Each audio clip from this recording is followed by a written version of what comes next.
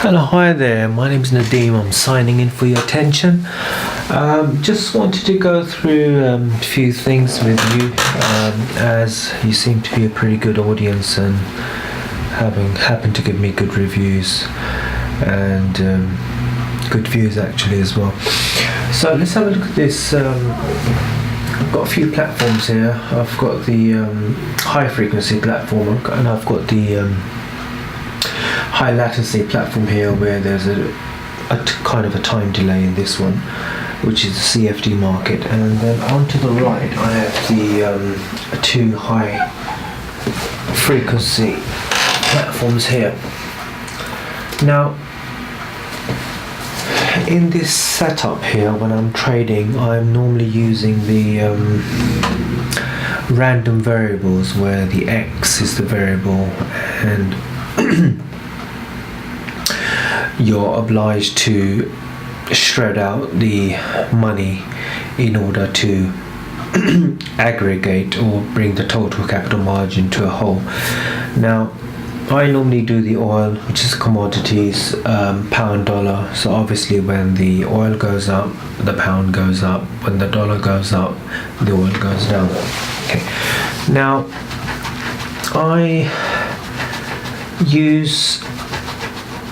I follow the Gaussian's mathematician,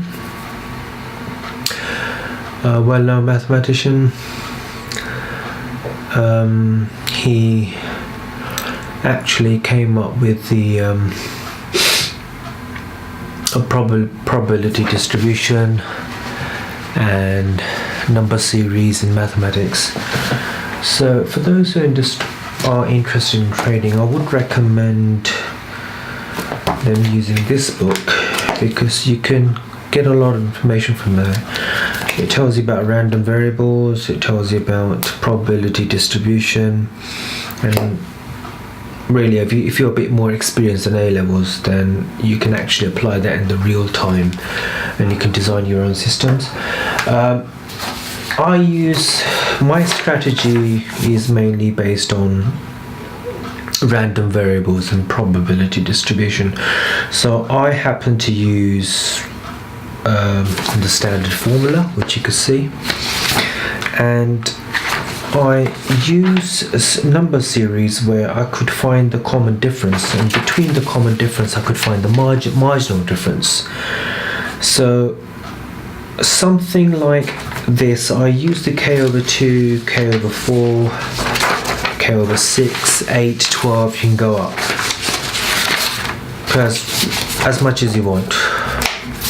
Here, what I've done here is I've partnered with different companies. So I've got 4 different platforms from different providers, and I'm using the CFD and I'm using the high frequency platforms.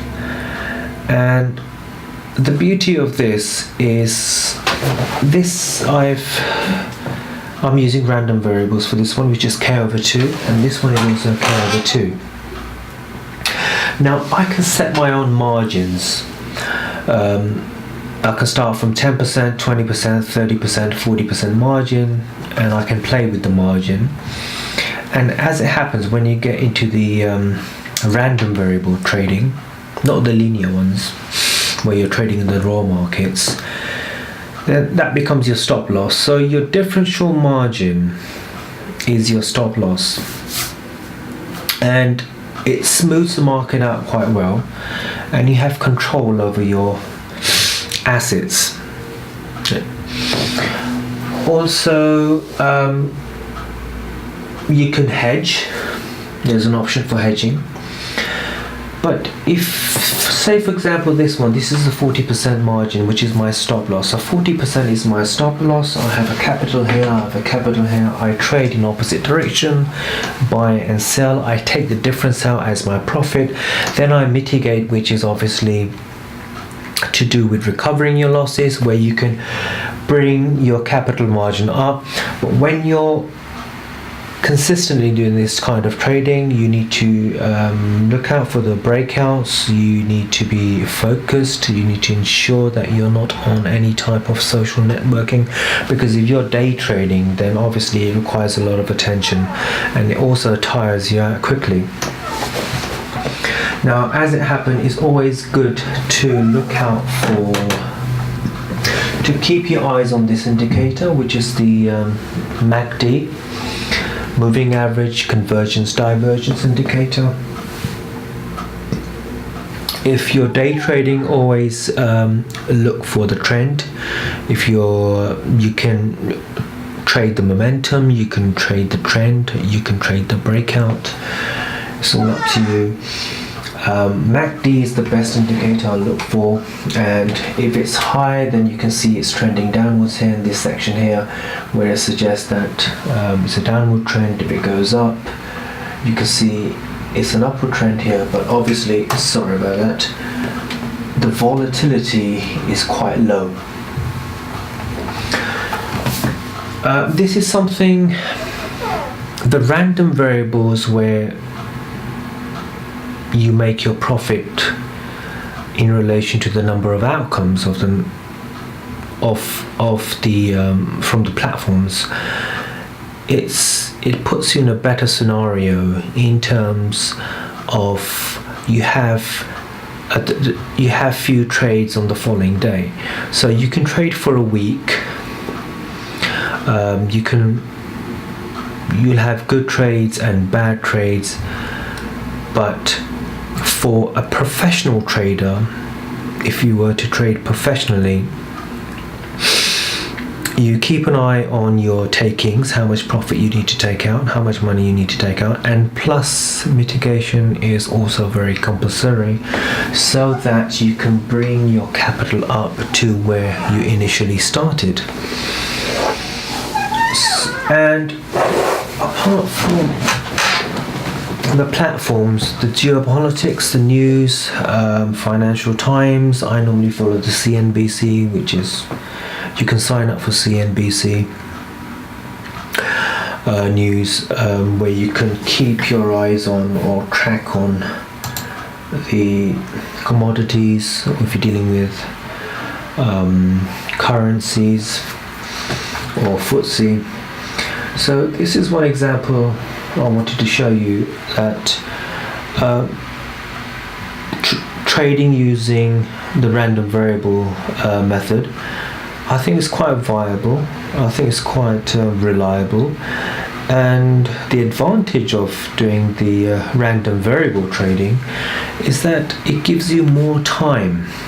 So it gives you more, you're in the long time frame where you can make good viable decisions. If you want to, if you're in the trade in the live market, say for example, if you're doing the 40% margin and you keep 40% margin as your stop loss, but you don't reach the 40% margin stop loss, and you see the markets reversing by doing the buy and sell, you see the you're going low in capital, then obviously you can switch it over when there's a breakout, or you could hedge with another derivative, probably a pound dollar, or you can offset the trades and trade in the opposite direction after a while when the market picks up. So it's always better to, before you enter the trade, is, I believe, to if you want to enter your trade, and if you want to be really sure about how to enter your trade, it's best to look for this line here, which is the MACD indicator. And if you see the line clearly, you have a support resistance which is 0. So I normally trade, sometime I put the support when the support resistance is 0. With no support, no resistance, it's absolutely neutralized and you can enter your trade. Or if you're doing a buy and you see the MACD here, if it's in a maximum level and you can see it's been trending downwards, then you can put a buy here, because that would give you put you in a perspective where you can think to yourself that it'll probably trade upwards. If it doesn't, then obviously you'll have to think of something else. But this is what I wanted to show you, as you've all been a very inviting audience to me. And you've probably noticed me on the previous videos in regards to derivative trading. And this is what I wanted to show you, that at the present moment, rather than using the raw markets on its own, I mean, if I was to just trade without the backup just like that, then I could do 5-10 trades with £20 or $20 stop loss, and then I can, over a period of time, I don't have much time, it's going to be very fast, so I'll run out of my funds very quickly. Whereas the random variables, if you have two platforms, you can do it with the CFDs, against the high frequency, so you have the low latency, the high latency that's high latency platform, that's a low latency one. You can do it that way, have your own, make up your, work it out using this formula. So the maths behind it, it's very essential to know the maths, the statistics behind it. So you can use this formula here, where the probability distribution is 1, and you can see, and you can work out the charge per tick, how much each broker charges you per tick if you're doing the oil, and then you can set it, give it a margin, you can sum it up. You have something like this probability distribution. This is for K over, this is the one I did for K over 2, which is 40%, K over 2, 20%. I could probably do K over 4 on the next system, K over 6 on the other system.